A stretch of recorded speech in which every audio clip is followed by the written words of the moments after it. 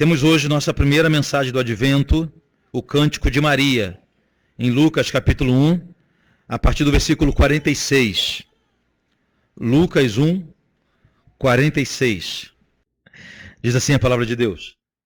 Então disse Maria, a minha alma engrandece ao Senhor, e o meu espírito se alegra em Deus, meu Salvador, porque contemplou a humildade de sua serva, pois desde agora todas as gerações me considerarão bem-aventurada, porque o poderoso me fez grandes coisas, santo é o seu nome. A sua misericórdia vai de geração em geração sobre os que o temem. Agiu com seu braço valorosamente, dispersou os que no coração alimentavam pensamentos soberbos, derribou do seu trono os poderosos e exaltou os humildes.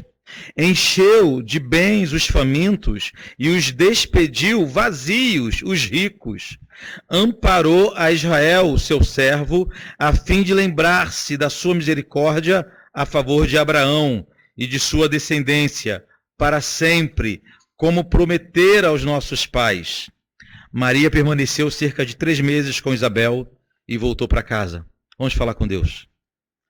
Muito obrigado, Senhor amado, pela leitura de Tua santa palavra nessa manhã mais uma vez.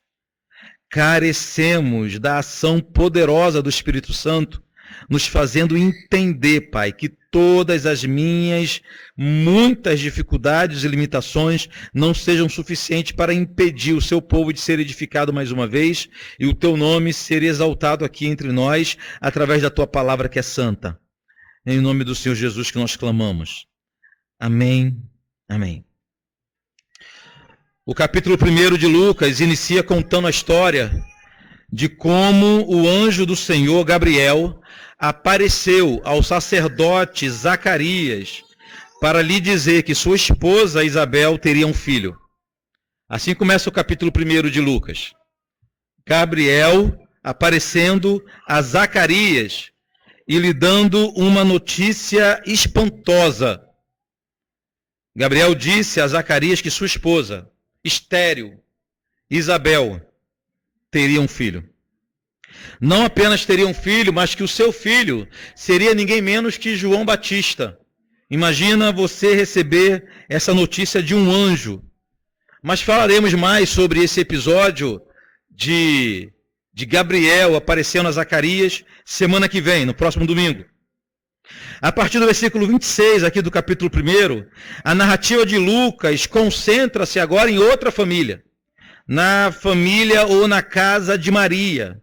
O evangelista Lucas nos conta que depois do anjo Gabriel visitar o sacerdote Zacarias, ele foi até a pequena aldeia de Nazaré, ter o encontro com uma jovem chamada Maria. E eu vou ler esse texto para os irmãos. O versículo 26 e 27 de Lucas 1 diz assim: no 6º mês, foi o anjo Gabriel enviado da parte de Deus para a cidade da Galileia, chamada Nazaré, a uma virgem desposada com certo homem da casa de Davi, cujo nome era José. A virgem chamava-se Maria. Então, queridos, o texto, eu tenho dito isso sempre nessas oportunidades, não diz que Maria seria mãe solteira. O que o texto diz é que Maria foi mãe virgem, o que é bem diferente. Maria não era uma menina, uma jovem solteira em Nazaré. Ela já era comprometida.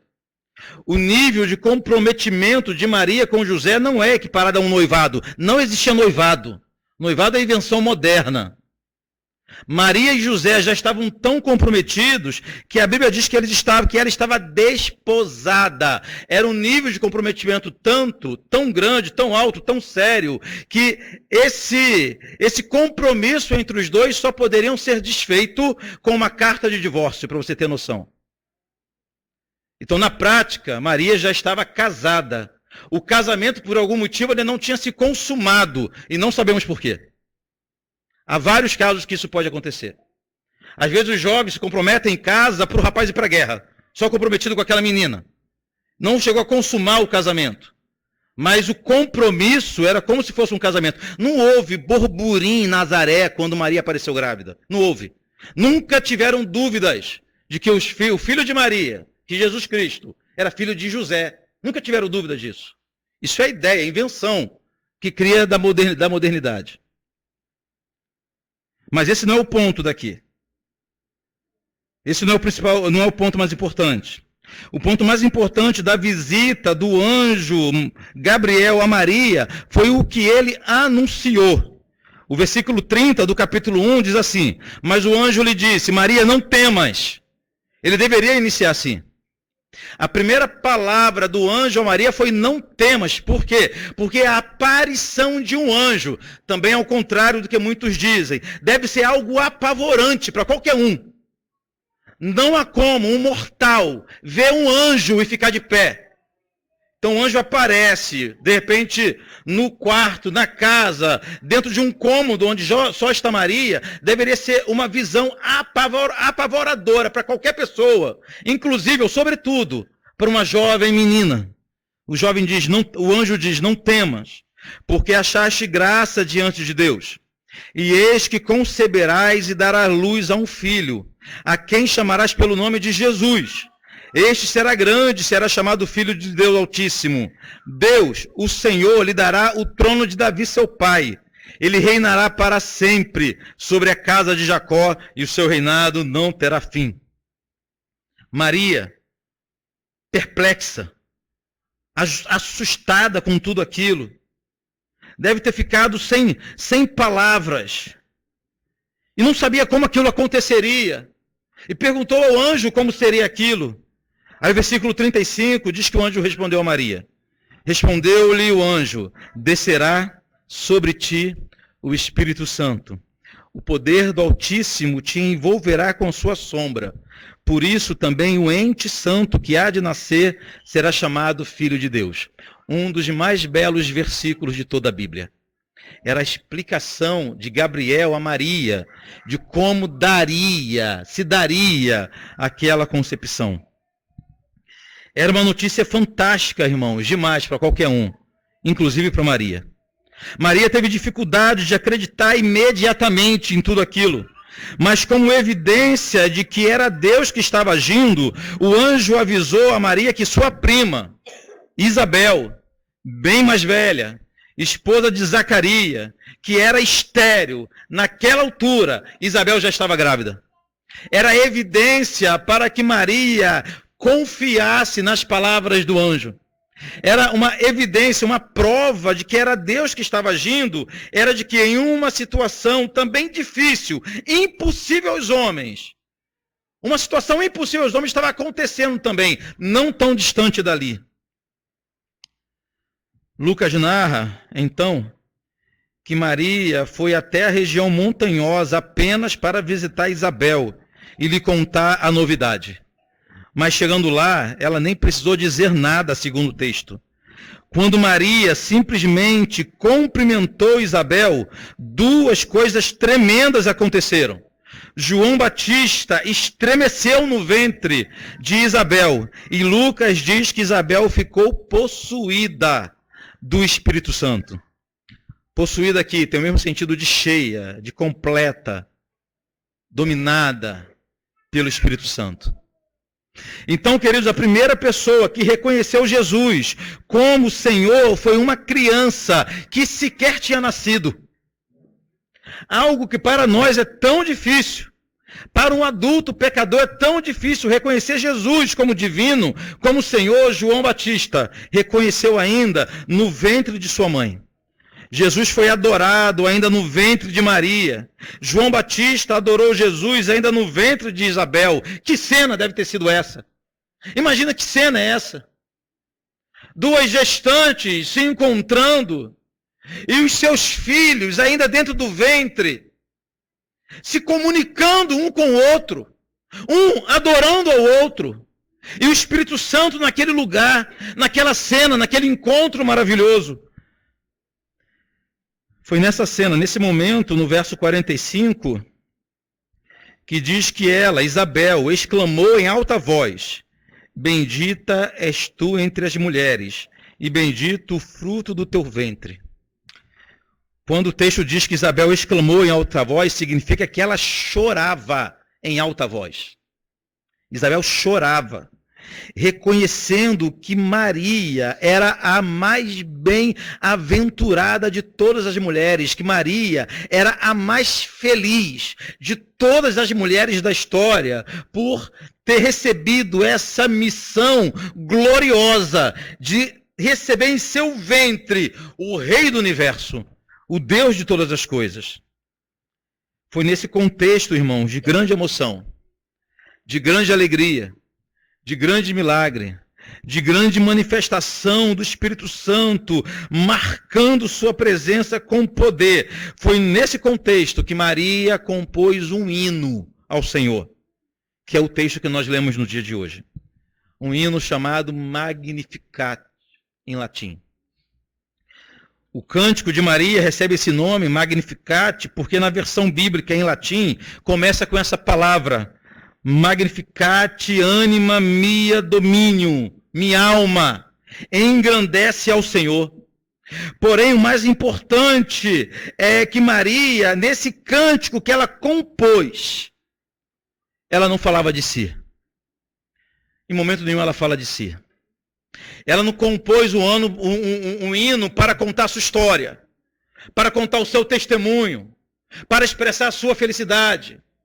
Não, Maria compôs um hino naquele momento de grande emoção, com a presença marcante do Espírito Santo. Maria compôs um hino que fala somente de Deus.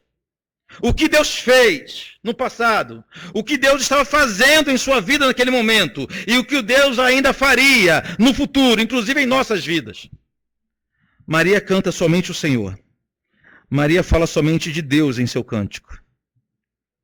O cântico de Maria é um dos 4 cânticos descritos aqui no Evangelho de Lucas. Lucas narra os cânticos de Maria, o cântico de Zacarias, o cântico dos anjos e o cântico ainda de Simeão. Hoje veremos somente o de Maria. Semana que vem veremos o cântico de Zacarias. O cântico de Maria, então, pode ser dividido em 2 partes para a nossa melhor compreensão. Do versículo 46 e 47, Maria faz uma declaração de louvor ao Senhor. E do versículo 48 ao 55, Maria detalhou as razões que ela tinha para adorar a Deus. Que maravilha, não é? Preste atenção aqui em mim. Maria já começou o seu hino agradecendo a Deus. Olha o versículo 46. Então disse Maria, a minha alma engrandece ao Senhor, e o meu espírito se alegrou em Deus, meu Salvador. Maria reconhece, queridos, que Deus era o único responsável por aquela grande maravilha. Preste atenção aqui em mim, por favor. Maria não pensa em momento algum de que ela tinha alguma participação naquilo, de que ela era merecedora, tinha algum mérito naquilo que estava acontecendo. Maria reconhece que somente Deus estava agindo, por isso nenhum homem, nenhuma outra pessoa poderia ser adorado senão o Senhor, e mais ninguém.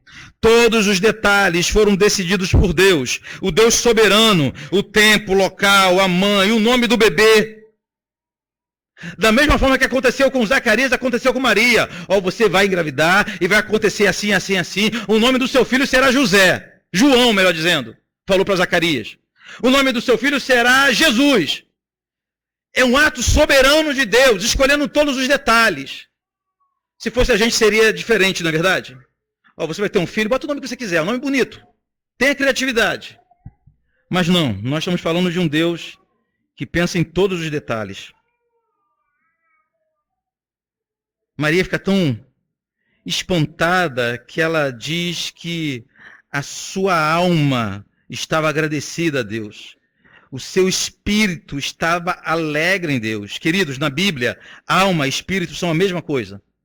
Nós somos divididos em corpo, alma e espírito é alma.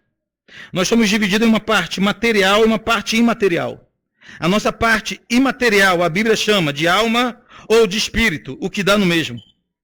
Maria está dizendo que a sua parte invisível, aquilo que a liga à eternidade, estava agradecida diante de Deus. Ou seja, a sua alegria, o seu contentamento, o seu júbilo não era apenas visível, não era apenas o seu lado humano que estava alegre, mas a sua alegria ecoava na eternidade.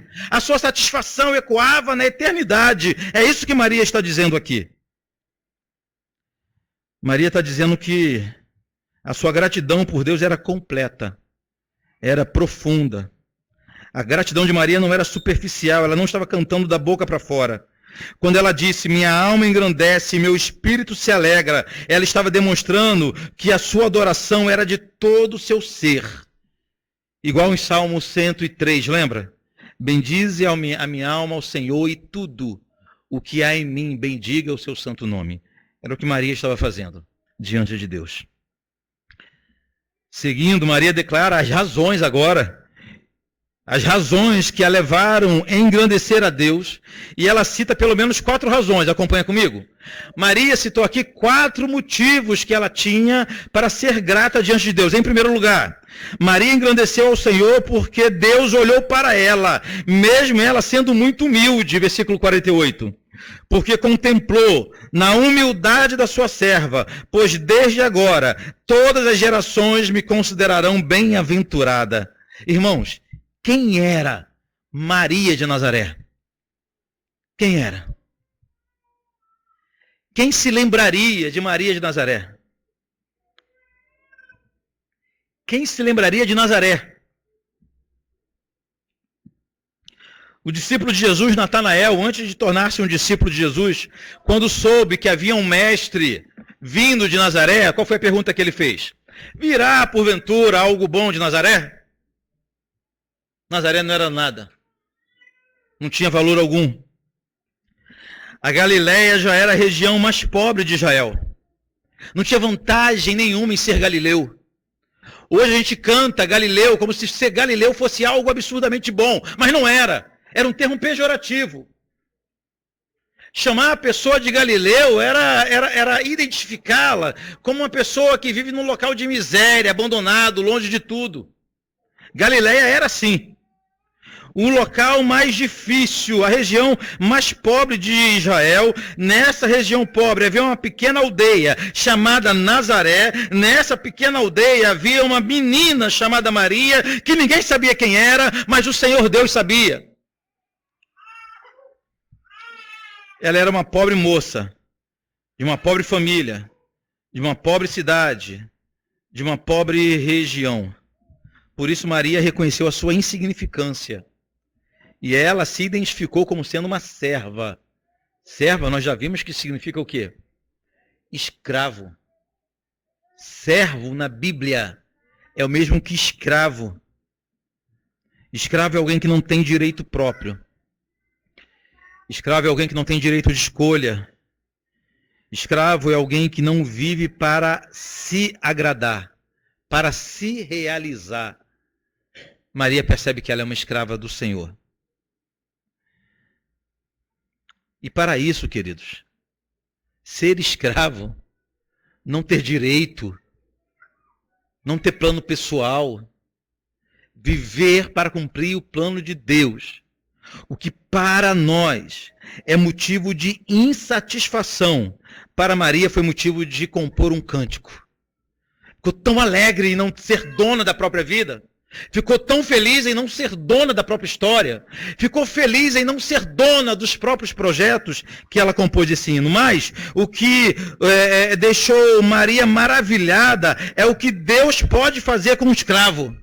O que Deus faz, ele pega um servo, algum ninguém, e faz desse ninguém alguém importante para a sua obra. Versículo 48 diz assim ainda: pois desde agora todas as gerações me considerarão bem-aventurada. Ou seja, ela sabia que sua missão era extremamente grande e magnífica. O resultado seria que por toda a história se lembraria dela como alguém feliz de verdade. E até hoje é assim.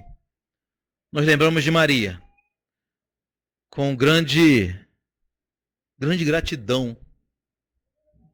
Tem crente que tem dificuldade com Maria, não é verdade? Há um ditado que diz que Os católicos erram em ter Maria demais e os evangélicos erram em ter Maria de menos. Os evangélicos polarizam e ignoram a figura de Maria na história. Deus não a ignorou e nós muitas vezes a ignoramos. A importância de Maria como personagem histórico. Maria foi bem-aventurada. Feliz de verdade.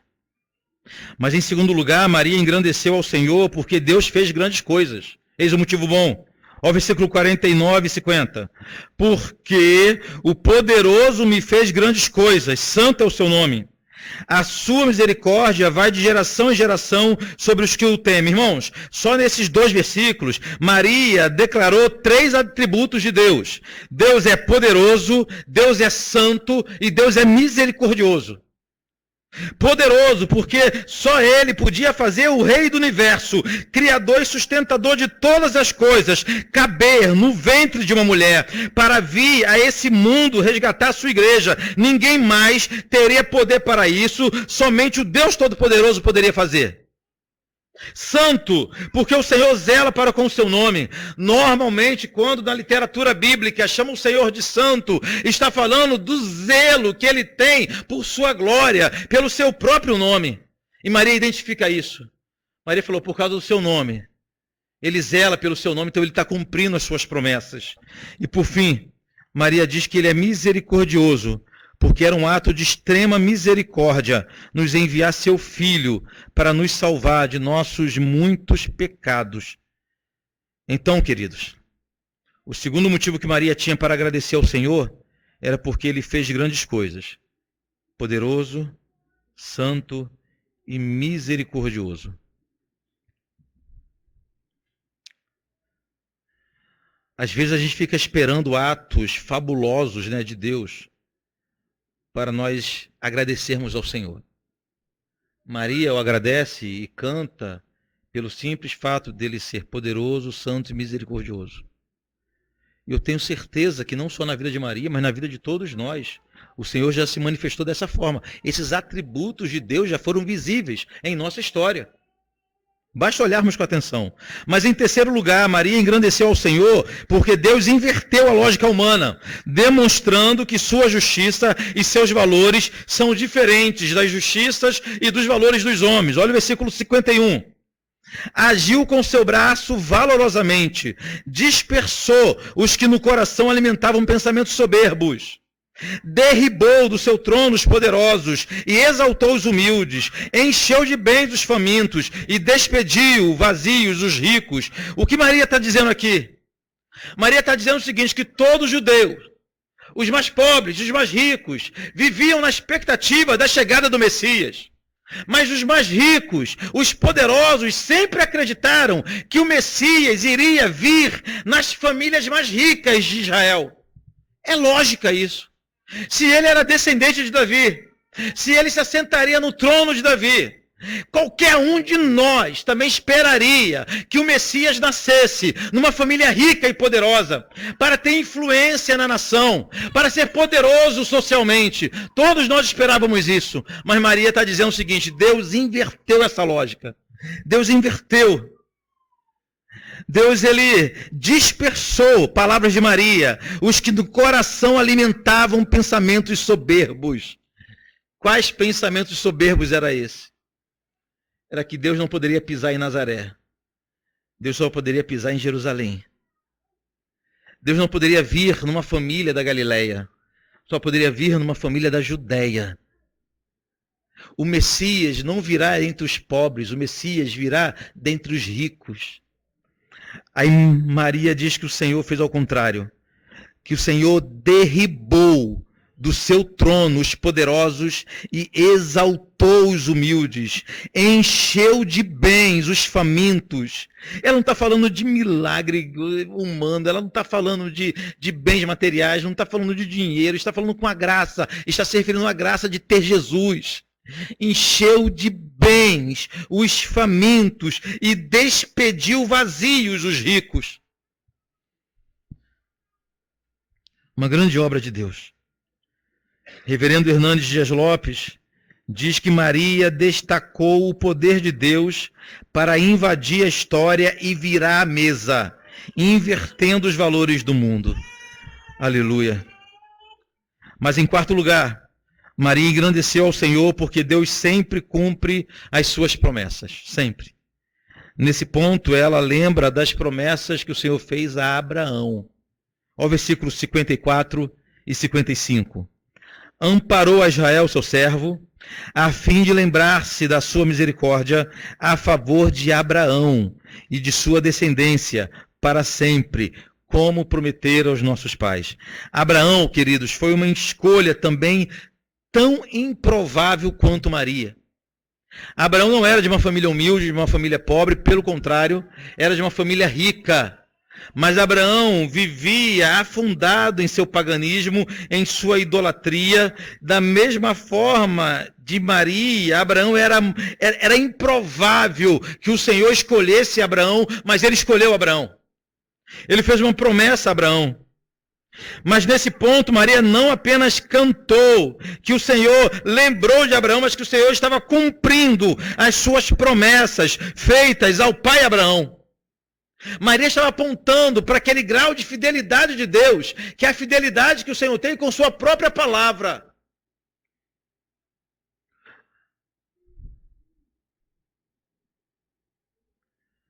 A Bíblia não diz que Deus é fiel a nós, em momento nenhum. A Bíblia diz que Deus é fiel a Ele. Ele prometeu que estaria conosco, então Ele é fiel à sua palavra. Ele prometeu que nos salvaria e cuidaria de nós, então Ele se mantém fiel à sua palavra. Não há um único versículo que diz que Deus é fiel a mim. Não há um único. Ele é fiel a Ele próprio. Maria está lembrando disso aqui. De repente alguém, já nos dias de Maria, já desconfiava da fidelidade de Deus. Peraí, Deus prometeu a Abraão e não está cumprindo, não. Perdemos o trono. Israel vivia sob a opressão do Império Romano nessa época. Mas antes de Roma, foi Grécia, foi Assíria, foi Babilônia. Quanto tempo não havia um descendente de Davi no trono de Jerusalém? Nem sei se havia trono de Jerusalém nessa época. Imagino que não. Não sentado por um descendente de Davi. Então todo mundo olhava para a história e pensava, rapaz, Deus dessa vez falhou. Aí Maria canta dizendo que Deus não falha. Ele é fiel. Se Ele disse, Ele cumprirá. Mas nesse ponto, Maria não cantou apenas o que Deus fez em favor do povo, mas ela cantou também o que Deus ainda fará em favor do seu povo. Ela lembrou que as misericórdias de Deus em favor dos seus são para sempre. Assim Maria parte para o final do seu cântico. Para sempre, como prometera aos nossos pais. E assim termina o hino de Maria. Assim termina o Magnificat, exaltando a grande obra do Senhor na história, que é a redenção do seu povo através de Jesus. Queridos, temos pelo menos 4 lições para aprender com Maria, ou no Cântico de Maria, nessa manhã. A primeira grande lição que salta aos olhos é que Maria cantou as Escrituras. Você percebeu isso? O Cântico de Maria é muito semelhante ao Cântico de Ana, em 1 Samuel capítulo 2. Duvido que Maria não conhecesse o Cântico de Ana. Além disso, Maria em seu cântico demonstrou afinidade com as promessas de Deus, demonstrou conhecer os atributos de Deus, demonstrou conhecer as promessas acerca do Messias. O cântico de Maria foi fruto de alguém que tinha a palavra do Senhor em sua mente, em seu coração. Maria cantou somente as Escrituras. Ela não inventou nada. Maria não foi criativa. Maria não usou licença poética. Maria simplesmente cantou tudo aquilo que ela sabia, que ela conhecia da palavra de Deus. Se Maria não fosse uma conhecedora profunda da palavra de Deus, ela não conseguiria compor essa canção. Então, em primeiro lugar, Maria cantou as Escrituras. Isso é maravilhoso. Maravilhoso.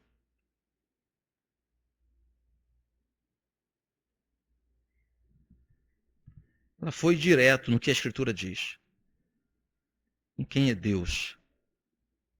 No que Deus faz. Não há nada de ambíguo no Cântico de Maria, né? O que seria uma ambíguo? É aquelas músicas que a gente ouve e não sabe nem o que ela quer dizer. Não sabe nem o que ela significa. Não é porque a gente não conhece o sentido das palavras, não. Mas é a intenção mesmo do texto. A gente não sabe. Por um tempo, o ambiente evangélico recebeu uma enxurrada de músicas que a gente não sabia se a pessoa estava cantando para Deus ou para um namorado.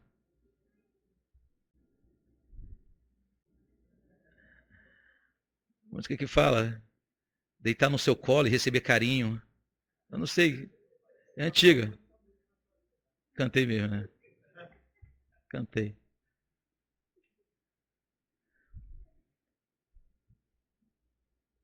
Meu coração vive em você, a luz do meu viver. Muito obrigado. Tá bom.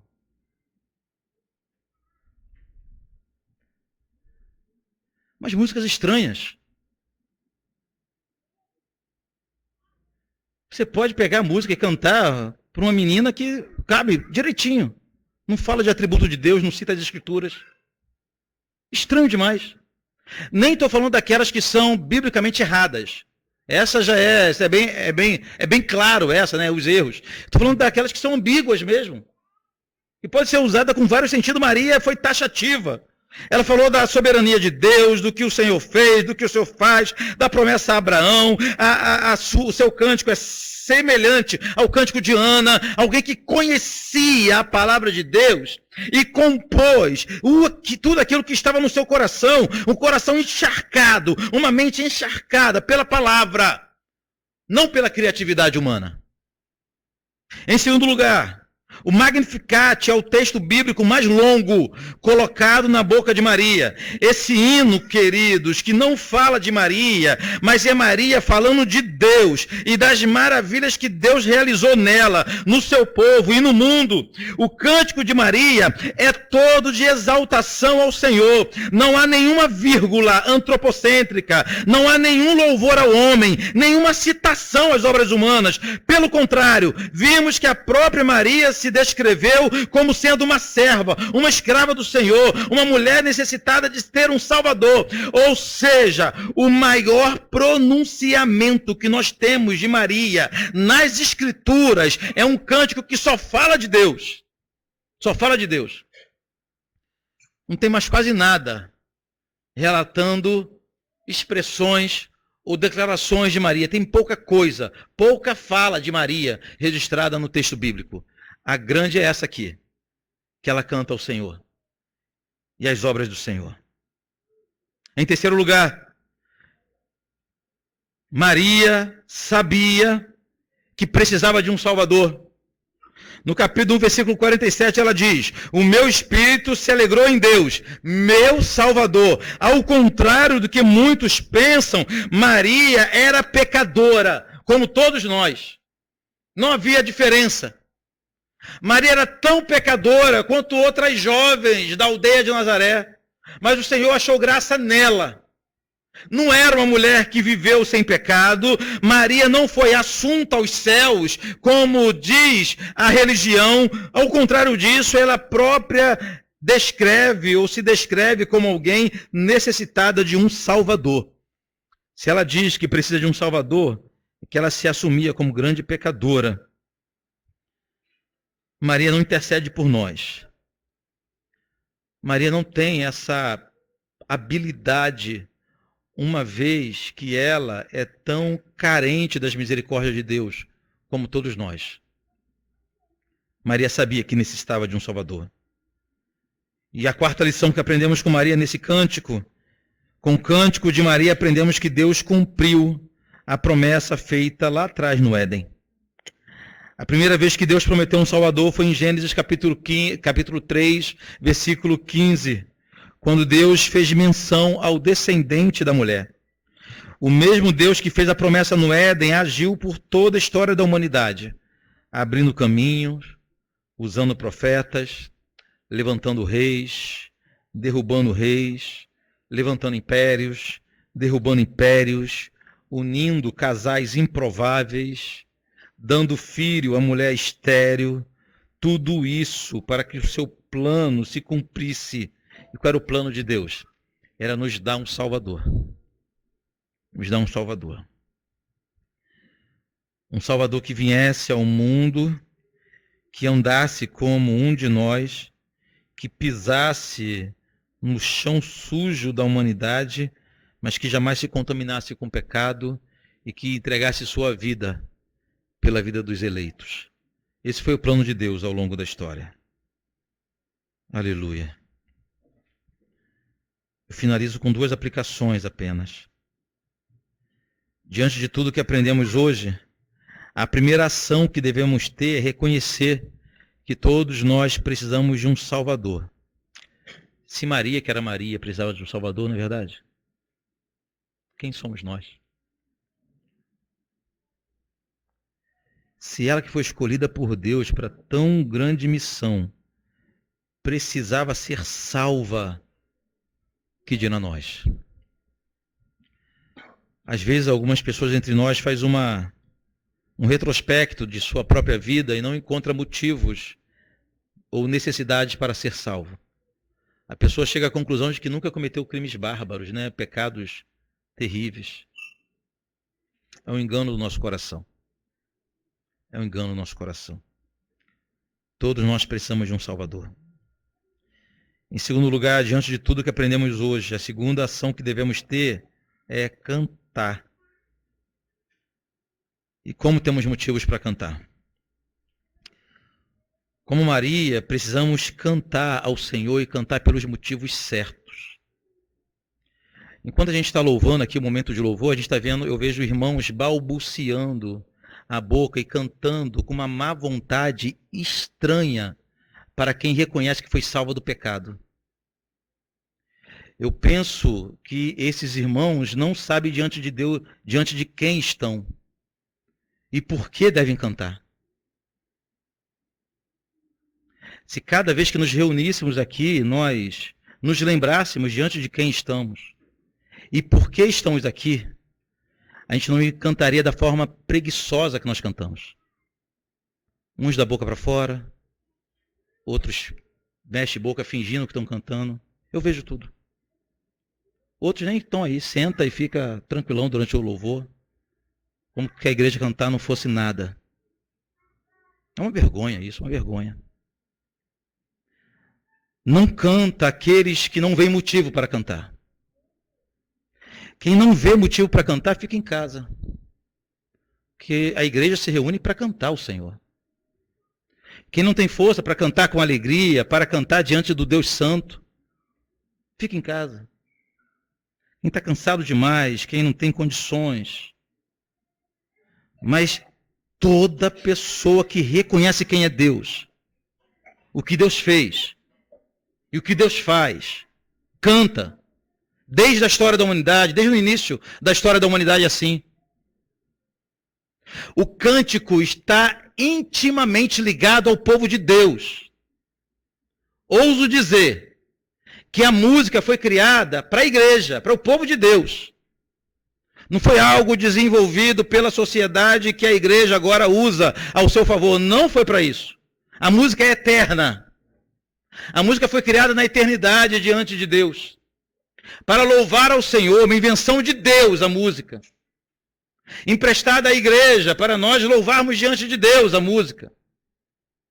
Não há motivo algum que leve um crente não cantar com entusiasmo diante de Deus, a não ser, se não reconhece quem é Deus, se não reconhece quem Deus fez, se não reconhece quem Deus faz, se não reconhece quem é Deus, se não reconhece quem Deus fez, se não reconhece quem Deus faz, não é um cristão.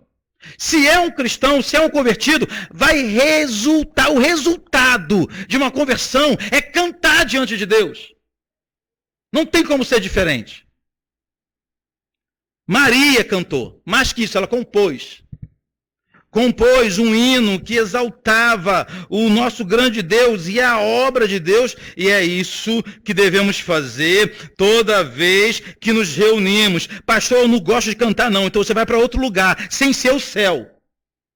O céu vai ser louvor a eternidade inteira cantando o Senhor.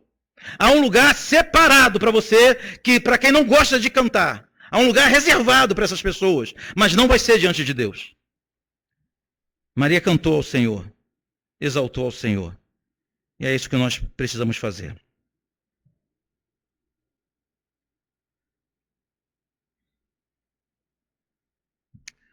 O grande motivo do cântico de Maria foi que o Salvador estava chegando. O Salvador estava vindo. Maria passou a viver agora na expectativa daquela gloriosa noite de Belém, da noite de Natal. Aquela noite que tem crente que ignora, mas nós não ignoramos. Os anjos de Deus celebraram o nascimento de Cristo, porque nós não celebraríamos. Maria celebra o fato, não o fato de estar grávida, que já é algo sublime, né? Não é verdade? A gente olha Maria e Isabel tinham... seus filhos não seriam cidadãos comuns, digamos assim. Um seria o salvador do mundo, outro seria o percussor do Salvador. Mas somente o fato de estar grávida já é algo fabuloso demais. Mas Maria vai para além disso, ela canta o fato de estar recebendo, enfim, o mundo está recebendo um Salvador. Aquele que viria padecer. A missão de Maria é uma missão ingrata, irmãos. Há um momento que o Senhor esclarece a Maria o seguinte: você vai ter um filho que não vai ser teu. Imagina as mães receber uma missão dessa. Você vai ter um filho e você vai entregar o seu filho na cruz. O futuro do seu filho não é um futuro brilhante, uma carreira promissora, não. Você vai entregar o seu filho numa maldita cruz. Ele vai ser humilhado, vai ser esbofeteado, ele vai ser maltratado, ele vai ser torturado, vão zombar dele. Vão acreditar que ele era um ferido de Deus, um oprimido, um castigado de Deus. Como que uma mãe ficaria feliz, completamente feliz com esse projeto? Maria entendeu que o projeto de Deus ecoava na eternidade, né? Era algo muito além de sua própria vida. O Senhor estava nos dando, enfim, um Salvador. Salvador que nasce em Belém, morre em Jerusalém, nasce e é posto em primeiro lugar numa manjedoura e em último lugar numa cruz. Da manjedoura para a cruz. A ceia do Senhor é um momento que nós lembramos de todo esse projeto, esse plano desenvolvido por Deus em favor de cada um de nós. Na ceia do Senhor é um momento que nós lembramos do nascimento de Jesus, de sua vida de anúncio do reino de Deus e de sua entrega total por cada um de nossos pecados. E é isso que nós faremos nessa manhã. Amém?